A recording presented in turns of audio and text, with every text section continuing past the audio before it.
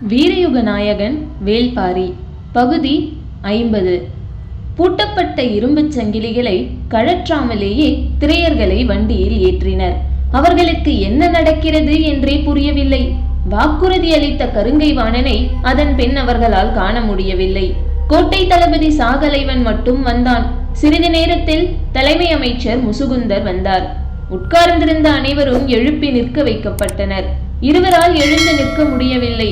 முசுகுந்தர் சொன்னார், உங்கள் குடும்பங்கள் அனைத்தையும் விடுதலை செய்யுமாறு பேரரசர் உத்தரவிட்டுள்ளார். உங்களை யவனர்களுக்கு பரிசாக வழங்கியுள்ளார். அனைவரும் உறைந்து நின்றனர். கொடுத்த வாக்கினை மதிக்க தவறும் மனிதர்களிடம் பேச என்ன இருக்கிறது என்று காலம்பனுக்கு தோன்றியது. எழுந்திருக்க முடியாமல் காயங்களோடு கிடக்கும் இருவரை யவனர்களுக்கு பரிசளிப்பது இழிவு. அவர்களை விடுதலை செய்யப்படுபவர்களோடு சேர்த்து அனுப்பிவிடுங்கள் என்று சொல்லிவிட்டு சென்றார் முசுகுந்தர். அந்த இருவரும் தனியே பிரிக்கப்பட்டனர். விடுதலையானவர்களை பரம்புமலைக்கு அழைத்து சென்று விடுங்கள், எங்களை பற்றி கவலைப்படாதீர்கள் என அவர்களிடம் காலம்பன் செய்தி சொல்லி அனுப்பினான். வண்டிகள் வைகை கரையோரமாகவே கீழ்கடல் நோக்கி பயணப்பட்டன. நீலனின் கண்கள் வைகையை பார்த்தபடி வந்தன. ஆற்றில் தழும்பி ஓடியது நீர். இரு கரைகளிலும் நாணற்புதர் மண்டி கிடந்தது. வண்டி சக்கரங்கள் மண்ணில் புதைந்து உருண்டன. நெடும் பயணமாதலால் திரையர்களை நெருக்கி அடைக்காமல் அதிகப்படியான வண்டிகளில் அழைத்துச் சென்றனர். காளைகள் உண்ணி இழுத்தன. கட்டப்பட்ட இரும்பு செங்கிலிகளை பார்த்தபடியே இருந்தான் காலம்பன். அடுத்து என்ன நடக்கப் போகிறது, தான் என்ன செய்ய வேண்டும் என்பதை பற்றி எந்த திட்டமிடலும் அவன் மனதில் இல்லை. தங்களது குலம் விடுவிக்கப்பட்டு பரம்புமலைக்கு செல்லப் போவது மனதுக்குள் அளவற்ற மகிழ்வை ஏற்படுத்தியது. குலத்தின் தலைவனாக எனது வேலை முடிந்தது, இனி அவர்களை பாரி பாதுகாப்பான் என்ற மகிழ்வு உடலெங்கும் பரவியது. பாரம் இறக்கப்பட்டவனாய் அயர்ந்து உட்கார்ந்திருந்தான் காலம்பன். நீலனும் பதற்றம் ஏதுமின்றியே இருந்தான். வாய்ப்பு கிடைக்கும் போதெல்லாம் வண்டியிலிருந்து வைகையை பார்த்தபடியே வந்தான். அது அவனுக்கு எவ்வளவோ சொன்னது. கரைபுரலும் அதன் சிற்றலைகள் அவனை அழைத்து கொண்டே இருந்தன. சட்டென ஒரு கணம் மொத்த வைகையும் நீண்டு நகரும் செம்மூதாயாய் காட்சி தந்தது. பொங்கி நகரும் குருதி கண்டு திடுக்கிட்டு அமர்ந்தான். அவர்களின் பயணம் மறுபட்ட காட்சிகளுடனும் குருதி படிந்த கனவுகளுடனும் தொடர்ந்து கொண்டிருந்தது. எல்லோரும் அமைதிக்குள் இருந்தும் பீரிட்டு தெறிக்க காத்திருந்தது சினம். வைகை கடலில் கலக்கும் இடத்தில் இருப்பது வைப்பூர் துறைமுகம். வைகை கடல் புகும் ஊராதலால் இப்பெயர் உருவாயிற்று. அதன் அருகில்தான் அருகன்குடி என்ற சிற்றூரும் இருக்கிறது. பாண்டிய நாட்டின் முதற் பெரும் துறைமுகமாக வைப்பூர் துறைமுகத்தையே சொல்லலாம். காரணம் அதன் அமைவிடம். வைகை கடலில் முட்டும் அதன் நெற்றி பகுதி வில் போல் வளைந்தது. வளைந்த அந்த கரை சற்றே கடினமான மண்ணடுக்குகளை கொண்டது. வந்து சேரும் கப்பல் கடலிலிருந்து வைகைக்குள் நுழைந்து ஆற்றின் உள்ளடுக்கினில் இருக்கும் வைப்பூர் துறைமுகத்தை அடையும். கடலலைகள் வளைவுகள் கடந்து உள்ளேறி வராது. பெருங்காற்றும் கடற்கொந்தளிப்பும் கூட வைப்பூர் துறைமுகத்தை சேதப்படுத்தியதில்லை. இதன் பாதுகாப்பிற்கு வேறு எந்த துறைமுகத்தையும் இணை சொல்ல முடியாது. வைப்பூர் துறைமுகம் பொருள்களை ஏற்றி இறக்கவும் கப்பல்கள் வந்து தங்கி செல்லவும் இயற்கையே அரணமைத்திருந்ததால் தான் யவனர்கள் எங்கும் இல்லாத அளவு பெருங்கோட்டையை இங்கு கட்டியுள்ளனர். தங்களுடைய பொருள்களை கொண்டு வந்து இறக்கவும் ஏற்றவும் பொருத்தமான ஏற்பாட்டினை நீண்ட காலத்துக்கு முன்பே செய்துவிட்டனர்.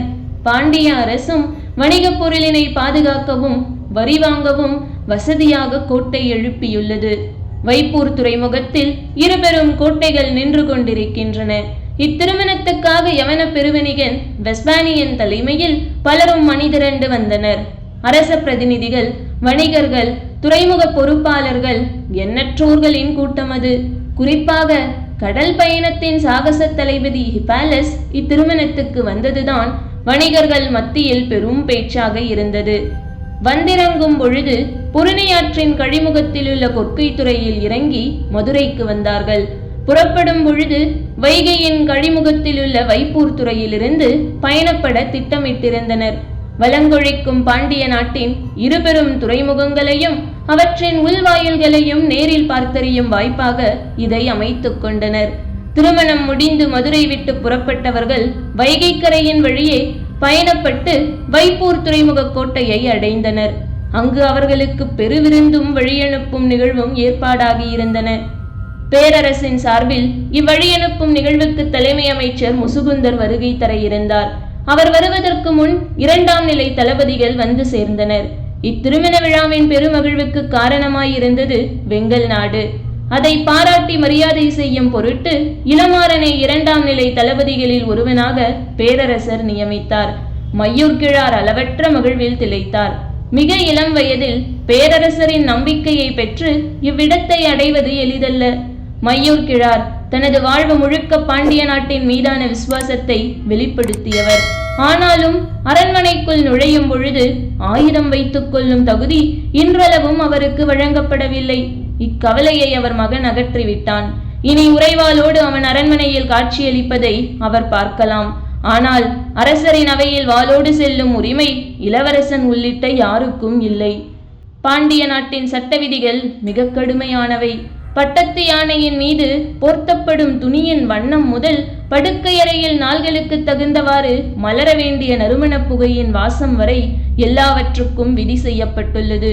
விதியால் வார்க்கப்பட்டதுதான் அரசாட்சி. அதன் உறுதிக்கு மட்டுமல்ல, இரக்கமற்ற குணத்திற்கும் அதுவே அடிப்படை.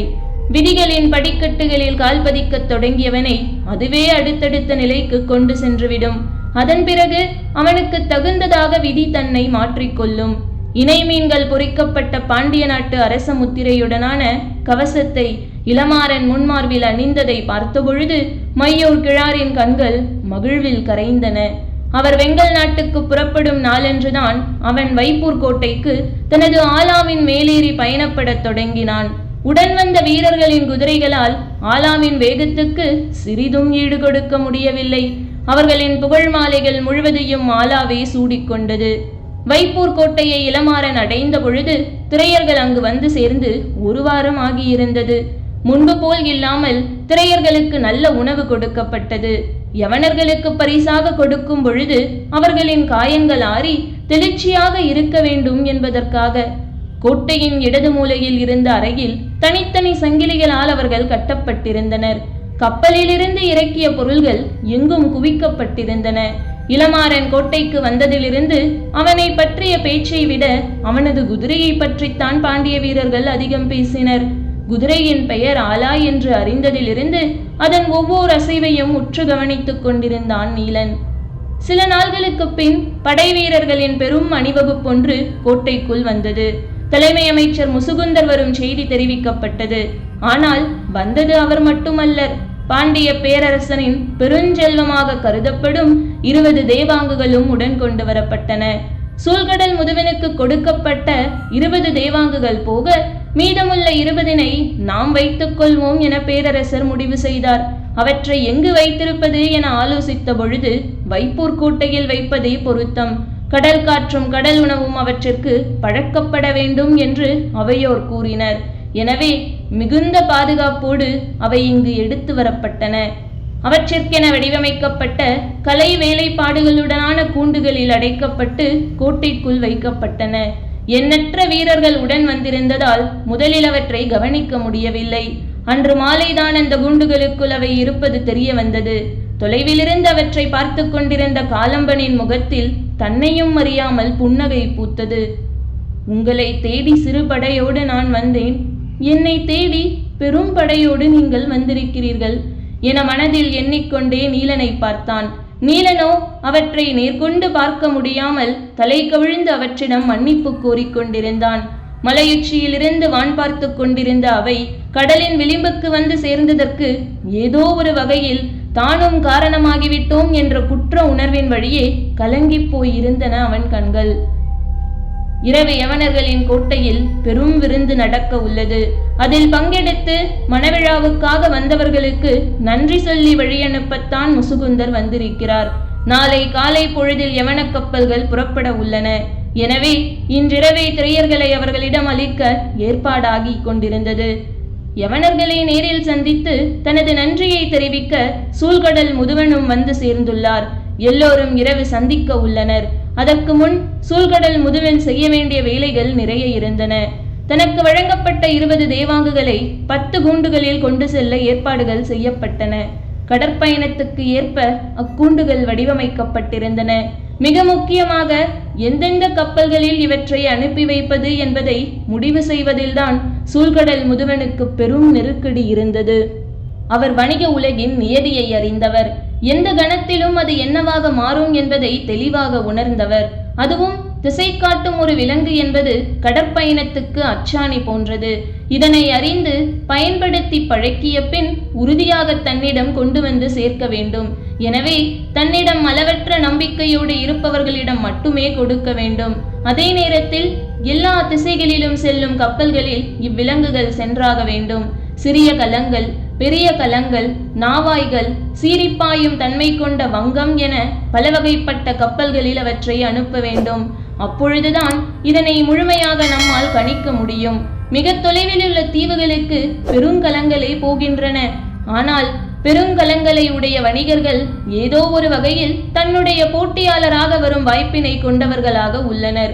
எந்த நாட்டின் மன்னன் எந்த வணிகனை எப்பொழுது ஆதரிப்பான் என்பதனை கணிக்க இயலாது. அரசியல் நிலை எப்பொழுதும் கடலை விட கொந்தளிப்பு மிக்கது, வணிகத்தை விட சூழ்ச்சி நிறைந்தது. எனவே எல்லாவற்றையும் கணக்கில் எடுத்துக்கொண்டு சூழ்கடல் முதுவன் திட்டமிட்டான். இரளித்தீவுக்கும் தெங்கின் தீவுக்கும் செல்லவிருந்த பெரிய கலங்களில் தேவாங்கின் கூண்டினை ஏற்றினான். குசையின் தீவுக்கு பயணம் செல்ல இது பொருத்தமான காலமல்ல. அக்கடலில் அவ்வப்பொழுது வீசி செல்லும் காற்று கலங்களை எளிதில் திசை மாற்றம் செய்துவிடும். அதன்பின் கலங்களால் நிலை திரும்ப முடியாது. ஆனால் இப்பொழுது தேவாங்கு இருப்பதால் அக்கவலை இல்லை. காற்றில் திசை மாறினாலும் மீண்டும் திசையறிந்து கொள்வது எளிது.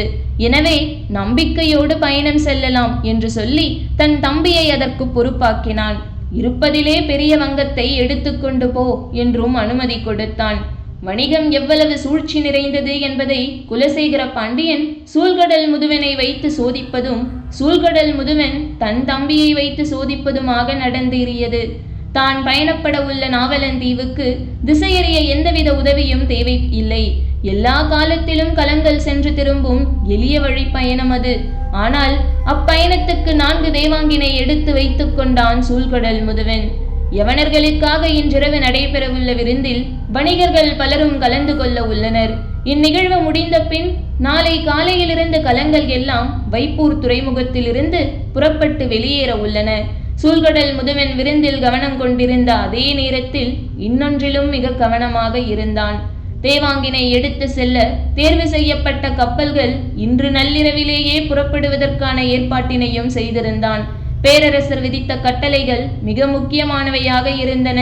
முதற்கட்ட பயணம் முடியும் வரை இவை பிற வணிகர்களுக்கு தெரியாமல் இருப்பது முக்கியம் என்று கூறியிருந்தார். இரவு நெருங்கியது. வைப்பூர் துறைமுகம் கணக்கில்லாத கலங்களால் நிரம்பி வழிந்து கொண்டிருந்தது. யவனர்களின் நாவாய்கள் நாளை புறப்படுவதற்காக ஏற்பாடாகிக் கொண்டிருந்தன. பெரும் வடிவத்தில் அசைந்தாடும் யவன நாவாய்களை பார்ப்பதே பேரழகு.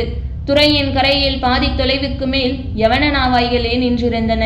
அவற்றின் அகலமும் உயரமும் கரையிலிருந்து பார்ப்பவரை திகைக்கச் செய்யக்கூடியது. நெடுந்தொலைவு செல்ல வேண்டிய பயணமாதலால் 2-3 பாய்மரங்களை கொண்டதாக இருக்கும். கப்பலின் வலப்புறம் துறைமுகப் பகுதி, அதாவது துறைமுக மேடையை ஒட்டி நிறுத்த வேண்டிய பகுதி. இடப்புறம் மீகான் மேலேறி நின்று பார்க்கக்கூடிய கூம்பு வடிவ மேடை அமைக்கப்பட்டுள்ள பகுதி. பெருங்கப்பல்களில் இம்மேடையின் உயரம் பாய்மரத்தின் உயரத்தில் 1/3 பங்கு இருக்கும். அது சிறு கலங்களில் ஏற்றப்படும் பாய்மரத்தின் உயரத்துக்கு நிகரானது. கலங்களின் முன்புறம் இருக்கும் சுக்கானின் மேடையும் அதே போன்ற தன்மையுடையதுதான். பாய்மரத்தின் மேலிருந்து எங்கும் இழுபட்டு விடைத்திருக்கும் கயிறுகள் ஒரு கோணத்தில் மீட்டத் தயாராக இருக்கும் யாழ் நரம்புகள் போன்றே காட்சியளிக்கும். கடலும் காற்றும் மீட்டியபடி மிதக்கும் ஒரு பயணம் தொடங்க ஏற்பாடாகிக் கொண்டிருந்தது. யவன கப்பல்களை தொடர்ந்து சாத்துக்களின் கலங்கள், அதாவது தமிழ் பேசும் வணிகர்களின் எண்ணற்ற கலங்கள் நின்று கொண்டிருந்தன. அவை ஒவ்வொன்றும் ஒவ்வொரு தன்மையுடையவை. கலங்களின் முகப்பில் பொறிக்கப்பட்ட வடிவத்தை வைத்து அவற்றிற்கான பெயர்கள் அமைந்திருந்தன. யானை, சிங்கம், குதிரை போன்ற எண்ணற்ற வடிவங்களை தாங்கியதாக அவற்றின் முகப்புகள் இருந்தன. வனப்பேரிய விலங்குகள் எல்லாம் சீரும் கடலலைக்குள் தலைநுழைத்து மேலெழ காத்திருந்தன. வைப்பூர் துறைமுகத்தில் இவ்வளவு கலங்கள் வந்து நிற்பது இதுவரை யாரும் காணாத காட்சி. அதுவும் அவையெல்லாம் அடுத்த ஓரிரு நாள்களில் புறப்பட ஆயத்தமாகிக் கொண்டிருந்தன. கலங்கள் புறப்பட போவதாக இருந்தால் அதற்கு முன் செய்ய வேண்டிய வேலைகள் எண்ணற்றன. அருகிலிருக்கும் அருகன்குடி மக்கள்தாம் இப்பணிகளை முழுமையும் செய்பவர்கள். ஆனால் ஒரே நேரத்தில் இவ்வளவு கலங்களை அவர்கள் யாரும் பார்த்ததில்லை. பார்க்கவே கண்கொள்ளா காட்சியாக அது இருந்தது. கலங்களை சரி செய்யும் திறன் வாய்ந்த தச்சர்களின் பணிகள் முடிந்த பின் பொருள்களை ஏற்றும் பணி தொடங்கியது. கலங்களின் தன்மைக்கு ஏற்ப ஓரிரு நாள்களோ வாரமோ கூட பொருள்கள் ஏற்றப்படும். கரையெங்கும் மனித கூட்டமும் வண்டி இழுக்கும் விலங்குகளும் நெரிசலில் சிக்கி திணறின.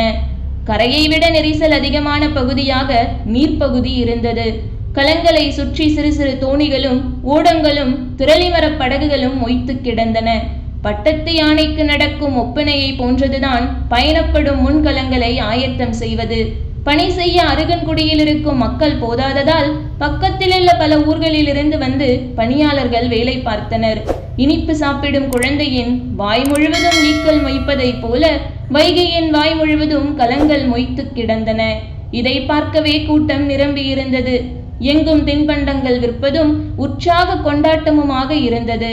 அலையோசையும் பறவைகளின் ஓசையும் கூவி விற்கும் மக்களின் ஓசையும் ஒன்றினை ஒன்று விஞ்சிக் கொண்டிருந்தன.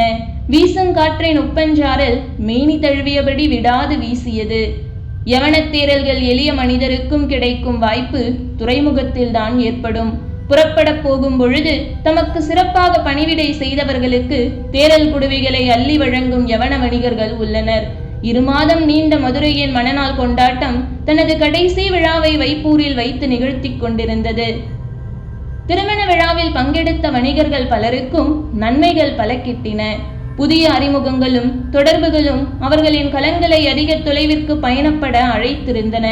எல்லா கலங்களும் ஏரா என்னும் அடிமரத்தின் மீதே விலாவெலும்பு போல இருபுறமும் மேல் நோக்கி கட்டப்படும். அக்கட்டுமானத்தை வாங்குகால் என அழைப்பார்கள்.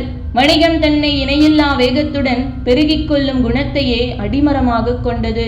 அவ்வடிமரத்தின் மீது வைத்து கட்டப்படும் எண்ணிலடங்காத வாங்குகால்கள் தான் மீதமுள்ள எல்லா நடவடிக்கைகளும். இத்திருமணம் பங்கெடுத்த வணிகர்களின் அடிமரத்துக்கு வலி சேர்க்கும் நிகழ்வாக அமைந்தது என்று மகிழ்ச்சி அடையாதவர்கள் யாரும் இல்லை. வாங்குகால்கள் செழிப்பாக அமைந்ததை விருந்தில் கலந்து கொண்ட ஒவ்வொருவரின் முகமும் சொல்லிக் கொண்டிருந்தது. விருந்து தொடங்கி இருக்க வேண்டும். யவனக்கோட்டையிலிருந்து கேட்கும் ஓசை அதனைத்தான் சொல்லுகிறது. அவ்வோசை கேட்கத் தொடங்கியவுடன் துறைமுக மேடையில் இருக்கும் கலங்களின் பொறுப்பாளர்கள் தங்களை இறுதி கட்டத்துக்கு ஆயத்தப்படுத்த தொடங்கினர். ஏனென்றால் விருந்திலிருந்து எந்த கணமும் தங்களின் உரிமையாளர் புறப்பட்டு வரக்கூடும். அவர் வந்தவுடன் கலங்களை நகர்த்தியாக வேண்டும். பணிகள் பெரும் விறுவிறுப்போடு நடந்து கொண்டிருக்கையில் வரிசை வரிசையாக கொண்டு வரப்பட்ட அடிமைகள் கலங்களில் ஏற்றப்பட்டனர். அடிமைகளின் கைகால்களில் இதுநாள் வரை இருந்த இரும்புச் சங்கிலிகள் அகற்றப்பட்டு துளையிடப்பட்ட கட்டைகளில் 2 கைகளும் செருகப்பட்டிருந்தன. துடுப்புகளை இழுக்க தோதான வடிவமாக இதுவே இருக்கும் என்பதால் அடிமைகள் வரிசையாக கலங்களுக்குள்ளே அனுப்பப்பட்டனர். அவர்களை வழிநடத்தும் பொறுப்பாளர்கள் துறைமுகந்தோறும் புதுச்சாட்டைகளை மாற்றுவது வழக்கம். தோலும் விலங்கின் நரம்பும் மரத்தின் நரம்பும் பின்னியபடி நீள் சாட்டை செய்யும் தச்சுக்கூடம் அருகன்குடியில் 3 இருக்கின்றன. ஆனால் இப்பொழுது அங்கு ஒரு சாட்டை கூட இல்லை. எல்லாம் விற்று தீர்ந்து விட்டன என பேசிக் கொள்கின்றனர். மீன்கள் துள்ளி எழக்கூட இடைவெளியற்று கலங்கள் நின்று கொண்டிருந்தன. ஆனால் எல்லோரின் பார்வையும் குவிந்து கிடந்தது ஒற்றை கலத்தின் மீதுதான். அதன் உயரமும் அகலமும் துறைமுகத்தை ஆண்டு கொண்டிருந்தன. அதற்கான வேலைகளை செய்ய மட்டுமே எண்ணற்ற பணியாளர்கள் இருந்தனர். அதுதான் கடல் பயணத்தின் சாகச தளபதியான ஹிப்பாலசன் நாவாய். அக்கப்பல் இத்துறைக்கு வந்து பல நாள் ஆகிவிட்டன. ஆனால் இத்தனை நாள்களும் இரவில் ஒரு சில விளக்குகள் தான் அதில் ஏற்றப்பட்டிருந்தன. ஆனால் இன்று இரவு எந்த கணத்திலும் சாகச தளபதி ஹிப்பாலஸ் கப்பலுக்கு வந்து சேருவான் என்பதால் அனைத்து விளக்குகளும் ஏற்றப்பட்டிருந்தன. அந்த காட்சியை காண்பவர் யாராலும் கண்களை விலக்க முடியவில்லை. அலைகளுக்கு நடுவே ஓர் அரண்மனை மிதந்து கொண்டிருப்பது போல் இருந்தது. வைகை தனது மேனியெல்லாம் ஒளியை கொண்டு வந்து கடலில் கலப்பது போல் தோன்றியது. ஹிப்பாலஸின் கப்பலில் அடிமைகள் எல்லோரும் ஏற்றப்பட்டவுடன் அக்கதவை பொறுப்பாளன் மூடத் தொடங்கினான். அது அடிமைகளை ஏற்றுவதற்கான கதவு. இனி அடுத்த துறைமுகத்தில் தான் அதை திறப்பார்கள். கதவை பொறுப்பாளன் மூடிய பொழுது ஒருவன் வேகமாக ஓடி வந்து சொன்னான், இப்புதிய அடிமைகளையும் உள்ளே அனுப்பு. அவன் திரும்பி பார்த்தான்.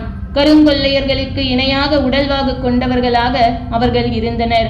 வந்தவன் சொன்னான், பாண்டிய நாட்டின் பரிசு பொருளாக நம் தளபதிக்கு வடிமைகளை தந்துள்ளனர். அவன் மேலும் கீழும் பார்த்தான். கைகளில் இருந்த இரும்புச் சங்கிலி கழற்றப்பட்டு துளையிடப்பட்ட மரக்கட்டைகள் செருகப்பட்டிருந்தன. போதுமான அடிமைகளை உள்ளே அனுப்பி முடித்து விட்டேன். சரி, இவர்களை மேல்தளத்துக்கு கொண்டு போ என்றான். வந்தவன் அவர்களை மேல்தளத்துக்கு அழைத்துச் சென்றான். புதிதாக வந்துள்ள அடிமைகளை சோதனை செய்ய எத்தனையோ வழிமுறைகள் உண்டு. கப்பல் பயணிக்கும் போது பேரலைகளுக்கு நடுவே அவர்களை மேலிருந்து தூக்கி எறிவது அதில் ஒரு வகை. வீசப்பட்டவன் கடலில் மூழ்காமல் எவ்வளவு நேரம் தாக்குப்பிடிக்கிறான் என்பதை பொறுத்து அவனை மீண்டும் கப்பலில் ஏற்றலாமா அல்லது அப்படியே கடலுக்குள் விட்டுவிடலாமா என்பதை கூம்பு வடிவ கூண்டின் மேலிருந்து மீகான் முடிவு செய்வான். திரையர் கூட்டம் நாவாயின் மேல்தளத்துக்கு கொண்டு செல்லப்பட்டு மீகானின் மேடை அருகே நிறுத்தப்பட்டனர்.